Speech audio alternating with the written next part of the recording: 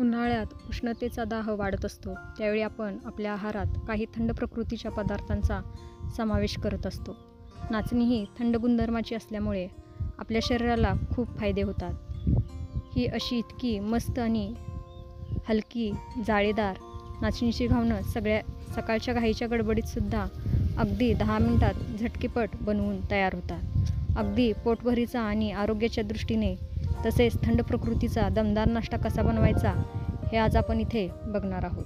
नमस्कार, मी स्वाती तुमचं आपल्या टेस्टी किचनमध्ये खूप खूप मनापासून स्वागत करते.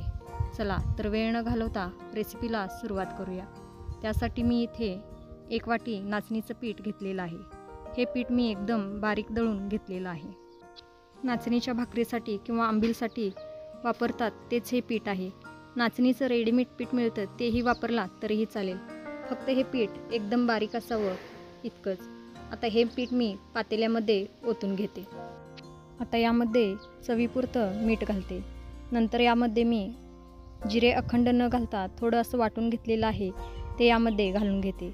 जिऱ्यामुळे घावणांना खूप छान चव येते. आता या इथे मी 7-8 लसणाच्या पाकळ्या आणि 1 मिरची असं वाटून घेतलेलं आहे ते घालून घेते. मिरचीचं प्रमाण तुमच्या आवडीप्रमाणे कमी जास्त करू शकता. लसूण, मिरची आणि जिऱ्याचा स्वाद या घावणांमध्ये अप्रतिम लागतो. आता इथे मी 1 वाटी आंबट ताक घेतलेलं आहे. हे ताक मी यामध्ये घालून घेते. जितकं मी पीठ घेतलेलं आहे तितकंच इथे मी आंबट ताकही घेतलेलं आहे. आता हे सर्व ताक मी यामध्ये घालून घेते आणि याला छान मिक्स करून घेते.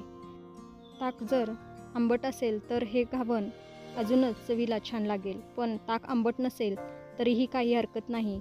तसंचही तुम्ही घावणं बनवू शकता. फक्त इथे मी 1 वाटी आंबट ताक आणि 1 वाटी पाणी घेतलेलं आहे. त्याऐवजी तुम्ही इथे 2 वाटी ताक वापरू शकता. आंबट ताक असेल तर ही घावणं अजूनच छान चवीला लागतात, पण ताक आंबट नसेल तर काहीही हरकत नाही. आता हे मी छान मिक्स करून घेते. इथे मी 1 वाटी नाचणीच्या पिठासाठी 1 वाटी आंबट ताक आणि 1 वाटी पाणी घेतलेलं आहे. ते सर्व मी यामध्ये घालून घेतलेलं आहे आणि याला छान मिक्स करून घेतलेलं आहे. हे अजून मला थोडं दाटसर वाटत आहे म्हणून यामध्ये मी 2 ते 3 चमचे अजून पाणी घालून घेतलेलं आहे आणि याला छान मिक्स करून घेतलेलं आहे. या कन्सिस्टन्सीचं पीठ आपल्याला तयार करून घ्यायचं आहे. आता यामध्ये मी बारीक चिरलेली कोथिंबीर घालून घेते आणि याला परत एकदा मिक्स करून घेते. इथे कोथिंबीर नाही घातला तरीही चालेल, पण कोथिंबीरमुळे या घावणांना खूप छान चव येते. इतपत पातळसर आपल्याला हे पीठ भिजवून घ्यायचं आहे. हे आता आपलं घावणांचं पीठ तयार झालेलं आहे. आता आपण घावण घालायला घेऊयात. इथे गॅसवरती मी भिडाचा तवा ठेवून त्याला कडकडीत असं गरम करून घेतलेलं आहे. आता यावरती मी ब्रशने तेल लावून घेते. तेल लावून झालं की परत एकदा हे मिश्रण तळापासून हलवून घ्यायचं आहे आणि हे घावण आपल्याला या तव्यावरती घालून घ्यायचं आहे. घावण घालताना गॅस मोठा ठेवायचा आहे म्हणजे घावणांना मस्त जाळी पडते.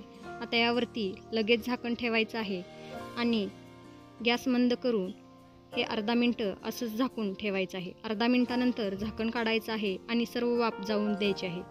लगेच उलटण्याची गडबड करायची नाही. कडा सुटण्याची वाट बघायची आहे. कडा सुटेनात म्हणून गॅस मोठा करायचा नाही, नाहीतर घावणे करपण्याची शक्यता असते. मंद गॅसवरतीच कडा सुटू द्यायचे आहेत. इथे छान वाफ निघून गेलेली आहे आणि कडाही सुटलेली आहेत, तुम्ही बघू शकता. आता याला अलगद असं मोकळं करून घ्यायचं आहे आणि पलटून घ्यायचं आहे. पलटून झाल्यानंतर अगदी परत एकदा मिनिटभरच दुसऱ्या बाजूनेही याला छान आपल्याला शेकून घ्यायचं आहे.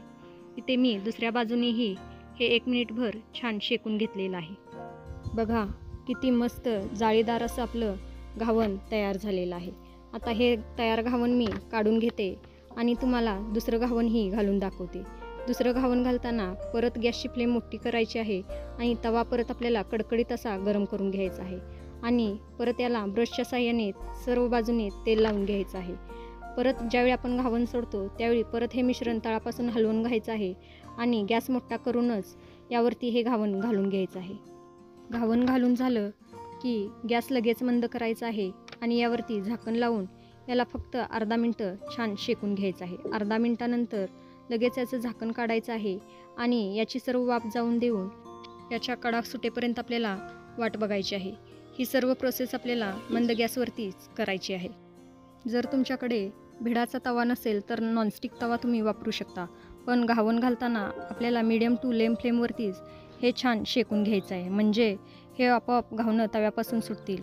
आपण काय करतो, गॅस मोठा करतो आणि घावणं पटकन उलटण्याचा प्रयत्न करतो. त्यामुळे ही घावणं एकतरी तुटतात किंवा चिकटली जातात. त्यामुळे लो टू मीडियम फ्लेमवरतीच हे आपल्याला घावणं करून घ्यायचे आहेत. बोलता बोलता इथे माझं दुसरंही घावण तयार झालेलं आहे. आता हेही मी काढून घेते. नाचणीमध्ये भरपूर प्रमाणात प्रोटीन, फायबर, कॅल्शियम आणि लोह असल्यामुळे शरीराची झीज भरून काढण्यासाठी नाचणी ही खूप उपयुक्त आहे.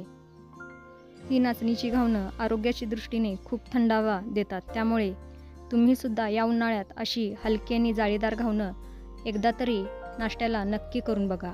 आजची रेसिपी कशी वाटली हे मला कमेंट करून सांगा. आजची रेसिपी आवडली असेल तर लाईक करा, शेअर करा. तसंच टेस्टी किचनला अजून सबस्क्राईब केला नसेल तर प्लीज सबस्क्राईब करा. परत भेटू अशाच एका हेल्दी रेसिपीसोबत. तोपर्यंत मस्त खा, टुमटुमीत राहा. Bye bye.